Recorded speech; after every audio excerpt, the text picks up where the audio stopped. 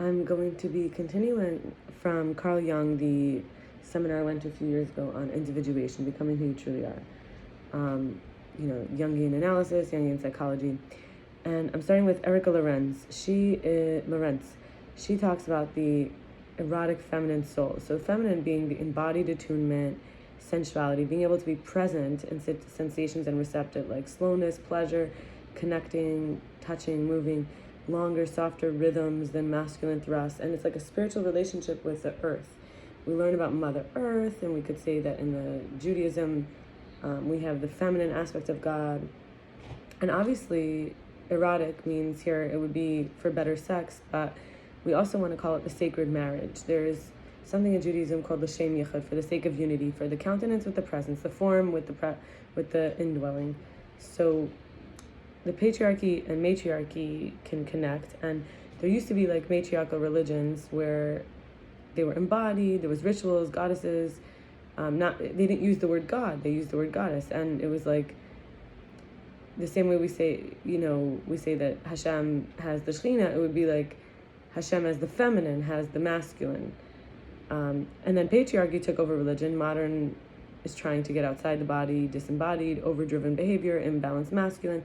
And we know this from like, hurry up and do it, hurry up and get there, like, it has to be my way, or like, just throw it away if it doesn't work. And we're starting to recognize, in general, there's nature. There's this soft periphery, which is maybe what we might call more of like a lunar consciousness. It's diffuse, it's present with relaxed focus. Even when we close our eyes, we can have active visualization for movement. We can listen to the impulse of the body, feel where there's energy of movement, and the other senses start to get heightened. And now let's go in a little deeper, and we say things like virginal. This is to be not owned by anybody or possessed. Never get lost in a relationship, despite even lots of sex. And also the idea of a sacred prostitute. This is where they take the energy of it's to be able to, not the prostitute, because actually prostitute, is very similar in Hebrew to the word separated, like kedusha, and it's like, so you can take this sexual energy, like the Holy of Holies in Judaism, and kind of like sell it. So a sacred way of not actually being a prostitute. Prostitution is against, you can't even use the fee of a prostitute at the temple. So what this is about is that we take the energy of the divine and express it and connect in an ecstatic state. This is to be like, for example, as a wife, you could be totally receiving your husband, but all your pleasure is like for the circuitry. And in imagination, we bridge our soul with our conscious, and we can't differentiate our own erotic desire and connection with our own self and someone else's. So like that's what the teen years are, early adulthood. We think we can get love that way, like by being one with their desire. But then also like we're carrying around like, the shame of, as children, when we touch ourselves or touch others or show our body, we're like discouraged. So we have like,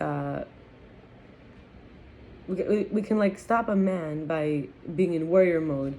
When we look at the ancient women, when their husband would come home, they would just like show their breasts, show their vulva. And this is a way to like actually take away sex addiction, which is like a violent sexual connection. When someone's disconnected from the true erotic self, instead of chasing this orgasmic oneness desperately, feeling completely within, that person has to like give it to me, or trying to please someone to keep that connection. Like we could start to look at it as we're shifting from like the fact that the womb belongs to the mother, but the pleasure organ, like the pleasure areas, belong to a woman. It's feminine.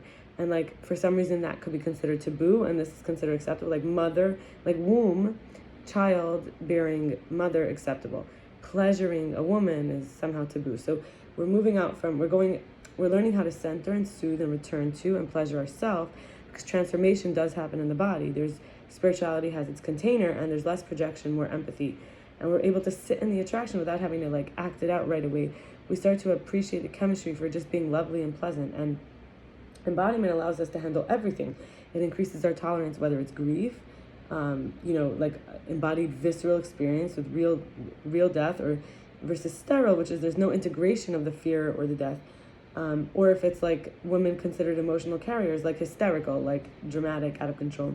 We have this word empaths. It's often women who are absorbing the unclaimed emotions.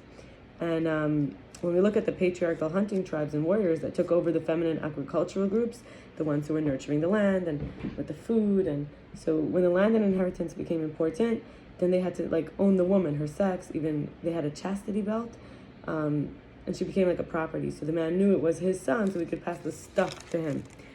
And so we're all healing that together, and we can, if you pray, we could pray for the feminine and the masculine divinity to become united again, for the sake of all of us. And the next teacher I want to share now is Michael Meade, and there'll be 3 teachers today altogether. And he says individuation is actually is undivisible, because regardless of the external pressure, when we become our real self.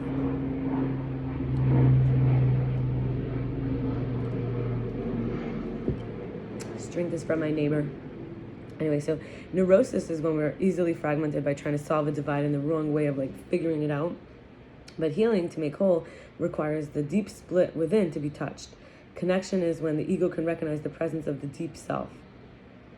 That's the healing. The genius that we all have is that spirit that's already there. It's not considered to be human. It's inherent, we're born with it, and it's aimed, it's purposeful, and it guides us. This is our giftedness, which benefits everyone once we realize it, we make it real.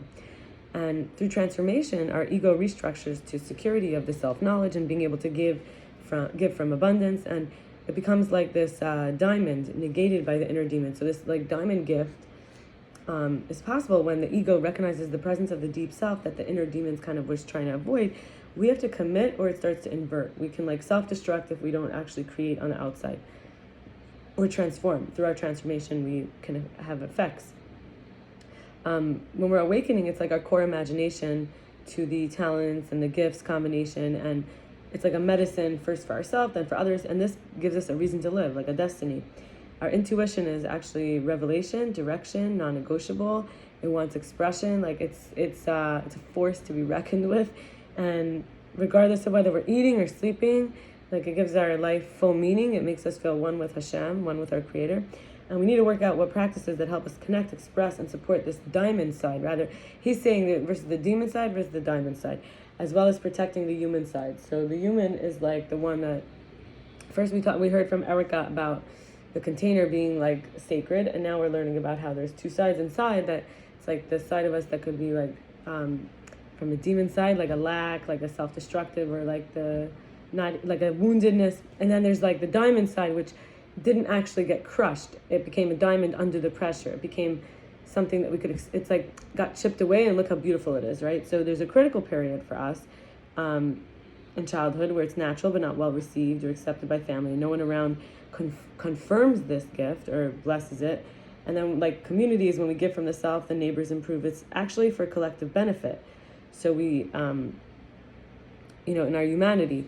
And there's something called, Michael Meade talks about, there's rites of passage, which is like the soul response to the crisis by thinking it is like its initiation.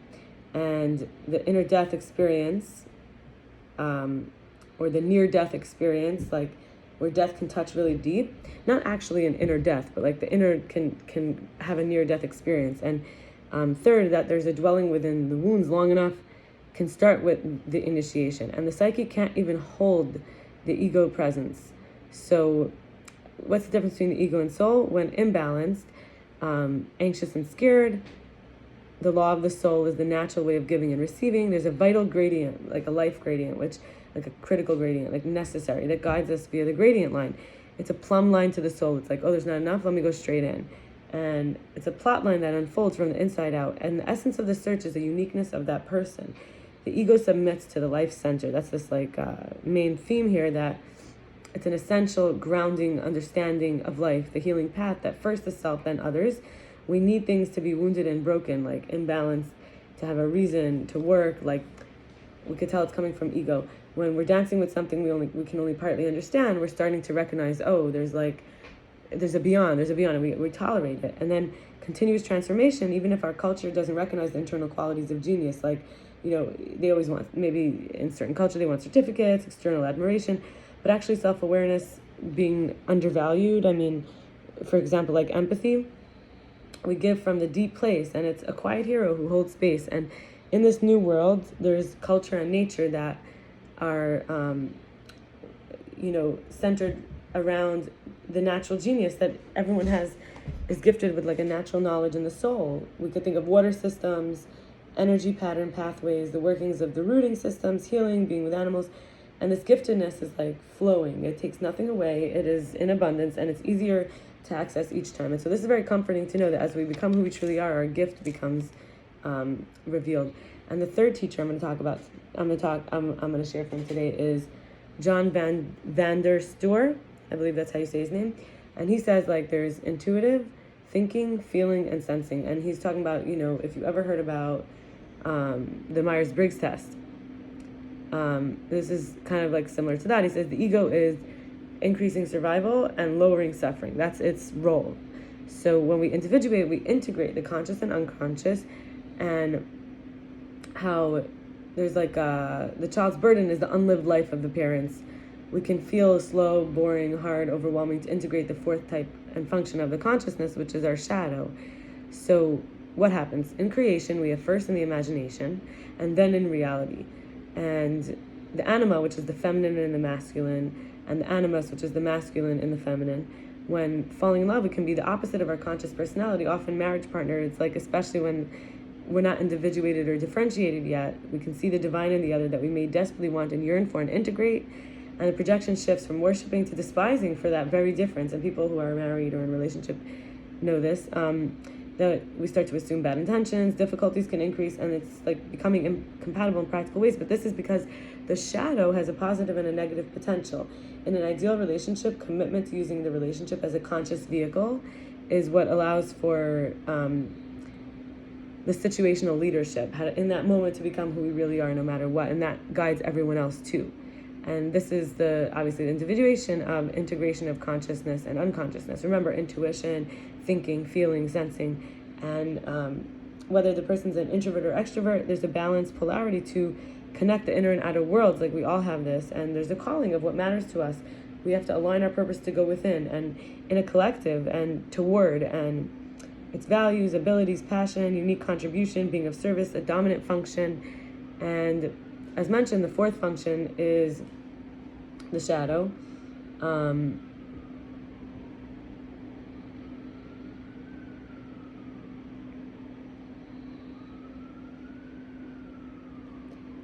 Whereas we tend to sit, we all have an intuition, a thinking self, a feeling self, a sensing self. We tend to sit in our strengths most comfortably, but the dominant function is like a superpower, but we will end up having painful regrets when we ignore our calling. So I hope that this was interesting for you, and I will leave it here and wish you well. Thank you. Bye.